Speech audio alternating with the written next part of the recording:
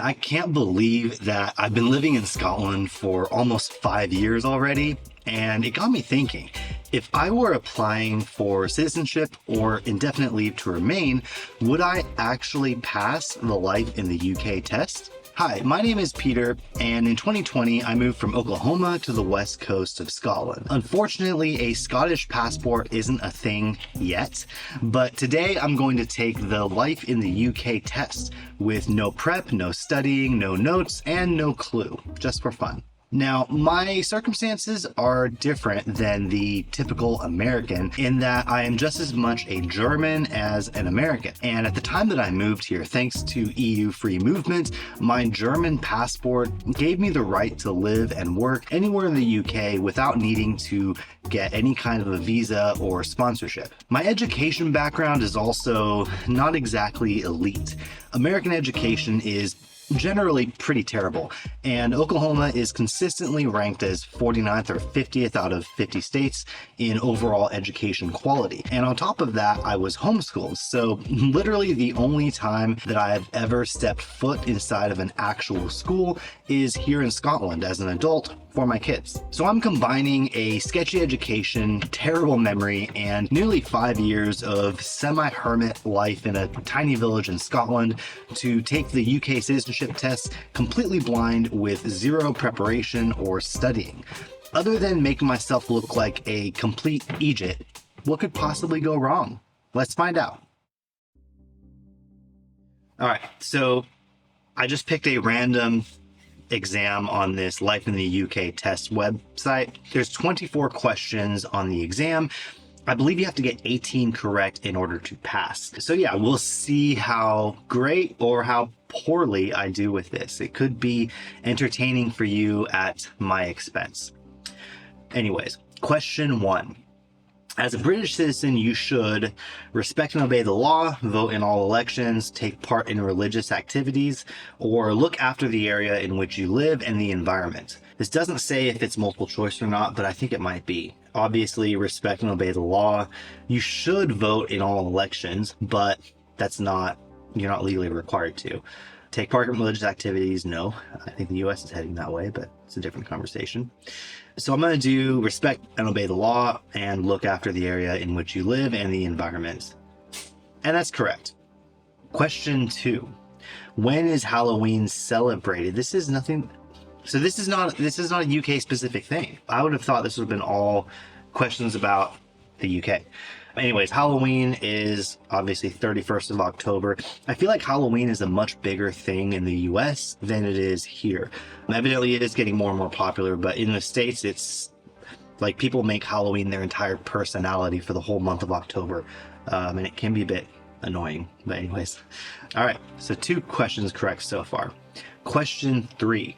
The Bill of Rights in 1689 gave women the rights to vote. I'm not quite sure, so I feel like that's false because even though the UK is much more progressive than the United States, I feel like 1689 might have been too soon for that.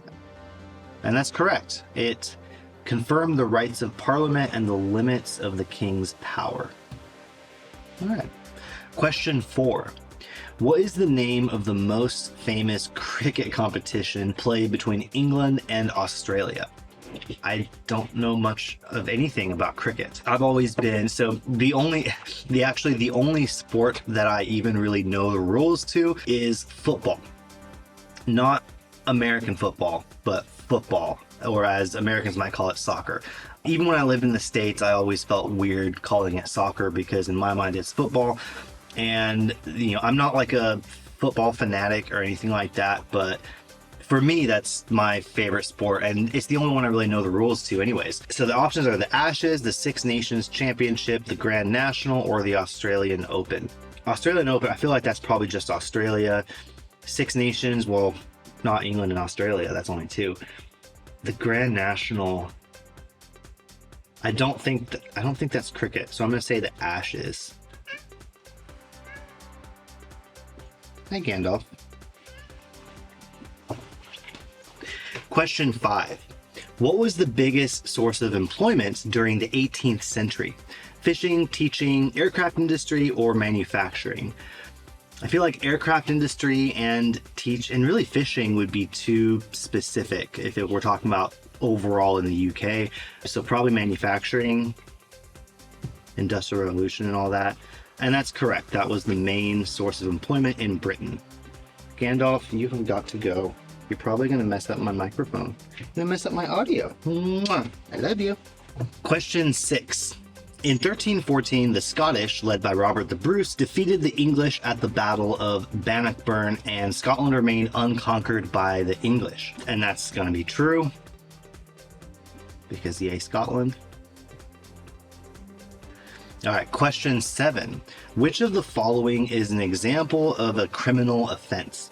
Smoking in public places where it's not allowed, disputes about faulty goods or services, disputes about an unfair dismissal in the workplace, or a dispute between the landlord and tenants who have not paid their rent. I'm not sure if so in the US you've got like criminal and civil offenses.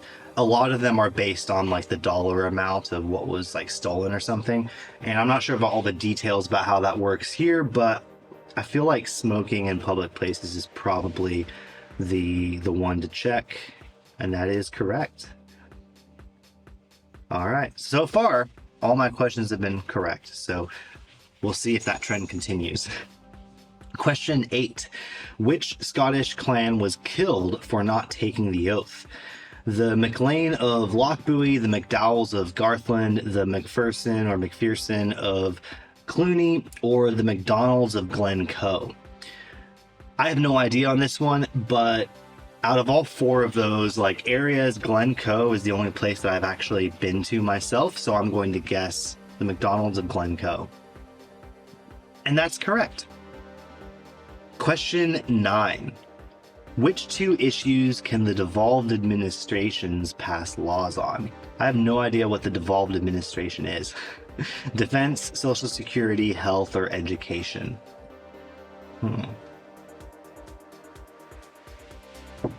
I feel like, because it's 2 of these, so they have to be fairly similar or related.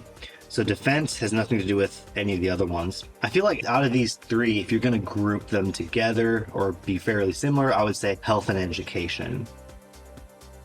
Correct.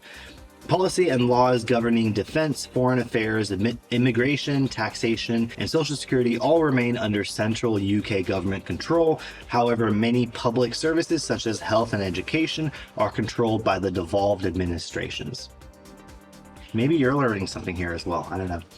Question 10. The assassination of the Archduke Franz Ferdinand of Austria in 1914 led to which of the following wars? The Crimean War, First World War, Civil War, or the Second World War? Once again, I feel like this isn't necessarily, like, yes, it's history, but it's not UK, like life in the UK. I don't know. I feel like these questions, I thought they would have been more specific about current day living here in the UK. Obviously, this is the First World War. Even with my lack of proper education, I know that one. But yeah, question 11. What is the capital city of Scotland? Since I'm an American, I feel like I have to read this with the American accent. So Glasgow, St. Andrews, Edinburgh, or Aberdeen. And I've probably lost half of my subscribers just by saying it that way. But obviously this one is Edinburgh. I know how to say it correctly. Glasgow and Edinburgh. Question 12. In 1833, the Emancipation Act abolished slavery throughout the British Empire. True or false? I didn't know the exact date. I don't know if this has like trick questions with the dates, so I'm going to say true. And that is true. Question 13. What is the name of the process by which many Scottish landlords destroyed individual small farms known as crofts to make space for large flocks of sheep and cattle? The Black Death, the corn removal, the Highland clearances, or the Enlightenment? Fun fact about this. So back in, I'm wanting to say this was the 1600s or so, they had a massive problem with the wild haggis population. And wild haggis were starting to evolve to where they would actually kind of like group together to attack the farmers and destroy crops and everything like that. So I think that's where this was they worked to try to, they kind of culled down the haggis population and started kind of domesticating them so that over time they would end up being able to farm the haggis for what everyone knows is the like national dish of Scotland. So that's a fun tidbit of Scottish history for you. The Enlightenment sounds like a cult, and I feel like the Highland clearances would make the most sense about this one. That's correct.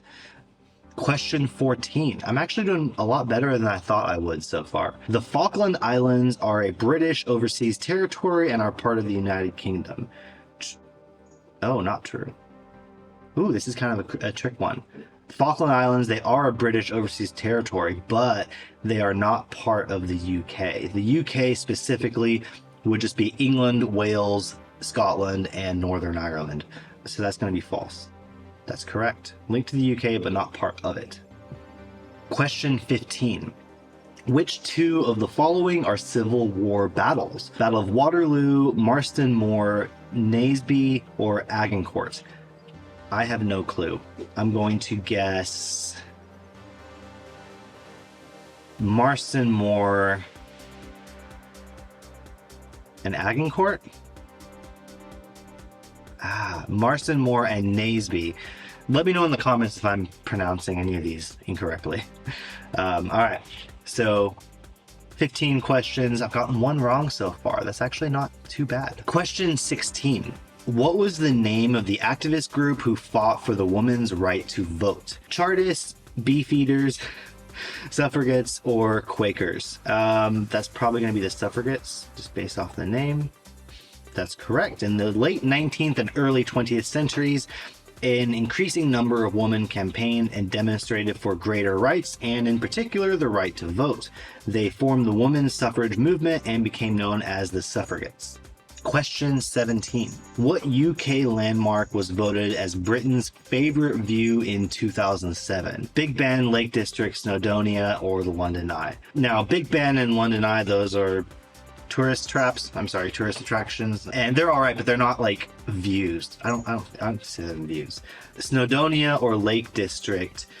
I haven't been to either of these places, but the Lake District is beautiful. Not like the Scottish Highlands. Just saying, for all my Scottish people out there, I am partial to the Scottish Highlands, but the Lake District is beautiful, so I'm going to assume that is, and that's correct. That's what they say.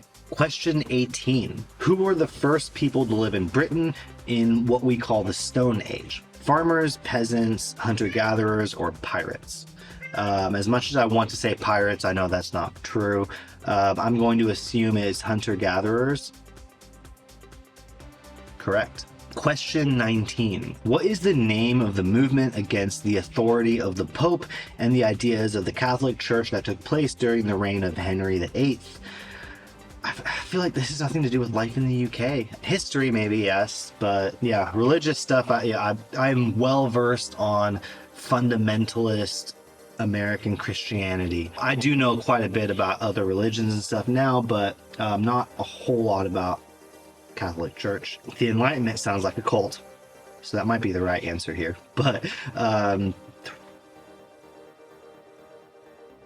not the Renaissance or the Renaissance.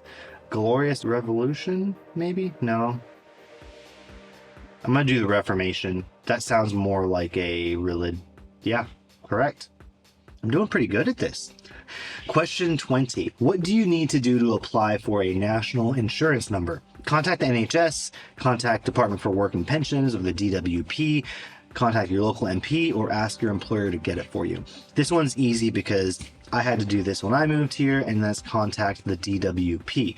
Interesting thing, so some people think that when you move here, you have to get your national insurance number before you can start working. The national insurance number is kind of like the US version of your social security number, kind of, but you actually don't need to have that before you can begin working here. You can start working without it, but most likely your paycheck, they will basically tax you at the highest rate possible. I think they call it emergency tax rate. And so if you start working without your NI number, you will be taxed heavier than normal. And then once you get your national insurance number and you give it to your employer, they will basically fix it after the fact. And if you have overpaid on your taxes, they will refund you on your next paycheck. It's not like in the States where if you pay too much, you have to wait until next year's tax season. Here, they will refund it on your next paycheck. At least this is for like standard, normal, normal jobs or pay as you earn type of employment places. Question 21. Which of the following is a major horse racing event in England? The Wimbledon Championship, Royal Ascot Open Championship, or the Six Nations Championship? I also don't know much about horse racing. That is too posh for me. Wimbledon isn't that tennis?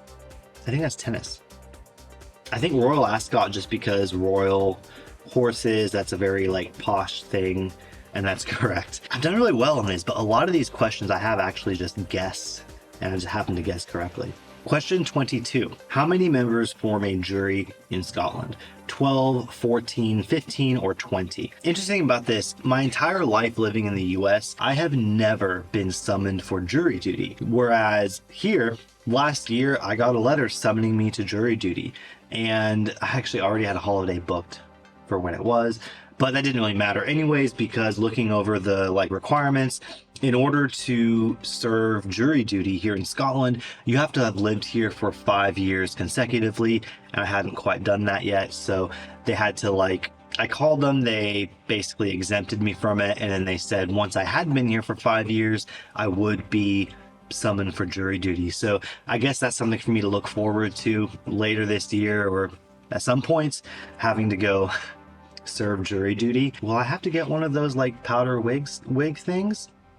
Probably not. Would I be kicked out if I showed up wearing one anyways? I probably would be. Anyways, I'm not sure how many members form a jury. I feel like 20 is too many. And you know what? 12 and 14 are even numbers.